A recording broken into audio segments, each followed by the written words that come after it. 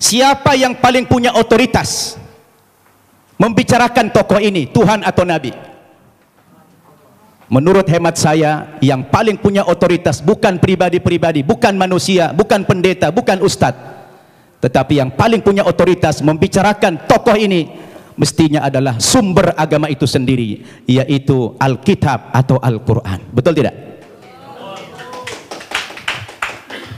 Harus sumber agamanya itu yang menjadi tolok ukur. Sekarang kita pertanyakan, dari dua kitab suci ini, Al-Quran maupun Alkitab, yang mana yang memenuhi kriteria sebagai sebuah kitab suci? Nah, ini perlu kita uji. Ini perlu kita uji. Kita capek bicara ngalur ngidul, mengangkat dalil-dalil. Kalau dalil itu tidak representatif, tidak rasional, saya pikir juga percuma. Sekarang kita harus bicara dari dua kitab suci ini. Kenapa dikatakan dia kitab suci? Coba Bapak Ibu saya tanya. Ada buku? Coba ada buku? Coba buku. Ya, itu aja, taruh, minjam dulu. Ya. Bapak Ibu saya tanya. Ini kata lainnya apa? Kitab suci. Oke. Ini apa namanya? Buku. Buku kan? Bapak Ibu saya tanya.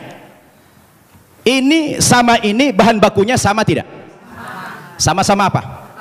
Sama-sama kertas. Kenapa dalam penamaan jadi beda? Yang ini dikatakan kitab suci, yang ini dikatakan buku. Kenapa jadi beda namanya? Padahal bahan bakunya sama-sama kertas. Yang membedakan apanya? Ternyata yang membedakan kontennya, isinya. Dia dikatakan kitab suci karena memuat firman-firman Tuhan Zat yang Maha Suci. Kenapa dikatakan ini buku? Karena dia adalah buatan manusia dan manusia tidak ada yang suci. Betul tidak? Sekarang mari kita uji. Kalau kita sepakat apa yang membedakan buku dengan kitab suci adalah terletak pada kontennya. Kalau kitab suci itu adalah memuat firman-firman Tuhan. Ketika kita uji Bapak Ibu, 5 kriteria minimal kalau kita ingin menguji apakah kitab suci itu benar apa tidak. Yang pertama, sebuah kitab suci itu akan dikatakan benar apabila dia murni datang dari Allah, 100% datang dari Allah. Dan tidak ada intervensi manusia di dalam kitab suci itu dalam bentuk kontennya, setinggi apapun otoritas manusia itu. Betul tidak? Termasuk di dalamnya Nabi. Makanya kalau kita baca Al-Quran, ini 100% firman Tuhan. Tidak ada perkataan Nabi Muhammad di sini. Perkataan Nabi Muhammad dimuat dalam hadis namanya. Tidak ada satu ayat pun di sini sumbangan Nabi Muhammad dalam bentuk isi. Ini adalah wahyu Tuhan 100%. Akan berbeda kalau kita baca ini Alkitab, di sini sudah tercampur, di sini ada perkataan Tuhan, di sini ada perkataan Nabi, di sini ada perkataan Rasul Paulus, di sini ada perkataan murid-muridnya, tercampur. Lalu di mana letak kesuciannya yang dikatakan kriteria kitab suci itulah murni datang dari Tuhan. Itu satu. Yang kedua, kriteria kitab suci itu dikatakan benar apa tidak? Apabila kitab suci itu ditulis pada zaman kitab suci itu datang, yang diterima oleh Nabi yang menerima kitab suci tersebut. Saya tanya, Al-Quran kapan ditulis? Ketika Nabi Muhammad masih hidup. Dia suruh sahabat menulis Al-Quran. Karena dia tidak bisa membaca, tidak tahu menulis, dia minta bantuan sahabat. Sahabat menulis. Dan dia hidup sezaman dengan Nabi. Begitu selesai ditulis oleh sahabat, dikonfirmasi tulisan dengan bacaan Nabi. Sama apa tidak? Di cross check. Supaya tidak terjadi manipulasi. Kenapa? Karena kitab suci itu jadi pedoman. Sekarang Alkitab kita tanya, kapan ditulis? Lalu siapa tokoh yang menerima Alkitab? Alkitab ditulis bukan pada zaman Nabi Isa masih hidup, tapi sudah sekian puluh tahun, bahkan sekian ratus tahun. Yesus sudah tidak ada di dunia ini, baru ada pembukuan Alkitab. Terus bagaimana seorang penulis akan mengkonfirmasi kepada yang menerima wahyu itu? Maka kemungkinan terjadi manipulasi sangat mungkin. Sebab yang namanya wahyu itu haruslah dari Tuhan, tidak boleh dari rekayasa atau karangan manusia. Betul tidak? Dua itu kriteria, dan Alkitab gugur menurut hemat saya di situ. Yang ketiga, kriteria kebenaran sebuah kitab suci itu adalah seorang penulis wahyu secara moral haruslah orang yang jujur, terpercaya, bukan pendusta. Penulis Al-Quran adalah orang yang jujur. Sekarang penulis Alkitab, bagaimana Alkitab disandarkan kepada Yesus, disandarkan kepada Musa, disandarkan kepada Nabi yang lain, sementara sang penulis tidak pernah jumpa dengan yang menerima wahyu itu? Bagaimana ini? Maka gugurlah kesucian kitab tersebut.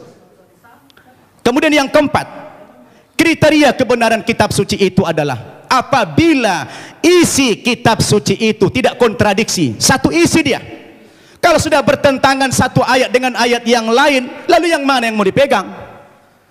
Masa Tuhan menurunkan tuntunan pedoman hidup bagi manusia, tapi manusianya malah bingung. Yang ini mengatakan Yesus Tuhan, yang ini mengatakan Nabi. Loh, yang mana mau diikutin? Ternyata kalau kita baca Alkitab sendiri, tidak pernah kata-kata dari Yesus yang muncul pengakuan bahwa dia adalah Tuhan. Kalau kita baca dalam Injil Markus pasal 12 ayat 28 dan 29, ternyata Yesus sendiri mengatakan Tuhan itu adalah Allah yang Esa. Itu ada dalam Alkitab yang sudah dibaca oleh Pak Insan tadi. Lalu siapa yang mengatakan Yesus Tuhan? Itu Paulus ternyata. Yang mengatakan dia Tuhan itu Paulus, bukan Yesus. Semestinya Yesuslah yang lebih berhak mengatakan kalau dia Tuhan. Rupanya kita baca dalam Alkitab, saya tidak tahu Pak Tampu Bolon sudah baca belum itu. Ya, kalau kita baca dalam Alkitab, ternyata yang mengatakan dia Tuhan itu adalah Paulus. Dalilnya di mana? Dalam Kisah Para Rasul pasal 2 ayat 36. Ya, Kisah Para Rasul pasal 2 36. Apa kata Paulus? Jadi seluruh kaum Israel harus tahu dengan pasti bahwa Allah telah membuat Yesus yang kamu salibkan itu menjadi Tuhan dan Kristus. Coba. Ya, siapa yang mengatakan Yesus Tuhan? Paulus.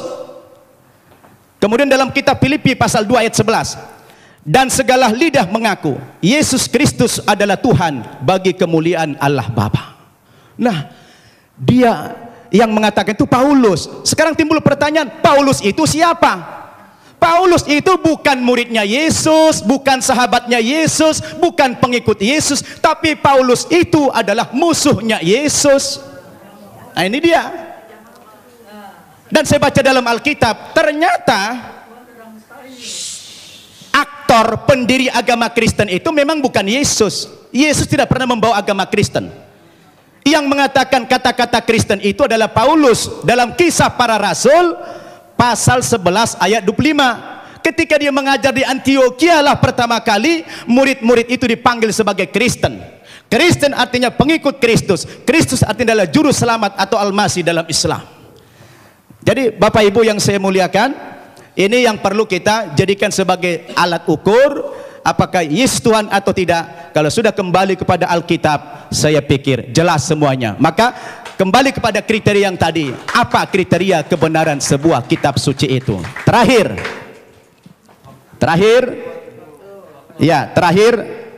kalau saya baca dalam Alkitab, ada beberapa alasan-alasan yang mengatakan dalam iman Kristiani dikatakan dia Tuhan. Yang pertama, rupanya karena Yesus itu lahir tidak punya bapak. Karena ajaib dia lahir sehingga dianggap Tuhan. Lah kalau kita bicara logik, sebenarnya Nabi Adam itu lebih berhak menjadi Tuhan karena dia tidak punya bapak, tidak punya ibu. Yang kedua, dikatakan Nabi Isa atau Yesus itu pernah menghidupkan orang mati, lalu dikatakan Tuhan. Tapi saya baca dalam 1 Raja-Raja pasal 17 ayat 20 sampai 22, rupanya bukan Yesus satu-satunya yang pernah menghidupkan orang mati. Ada nabi yang lain namanya Elia. Elia juga pernah menghidupkan orang mati. Lalu kenapa Elia tidak dipanggil Tuhan? Nah, ini menjadi pertanyaan yang menarik sekali. Sayang sudah dekat, saya sudah habis waktunya. Jadi terima kasih Bapak Ibu.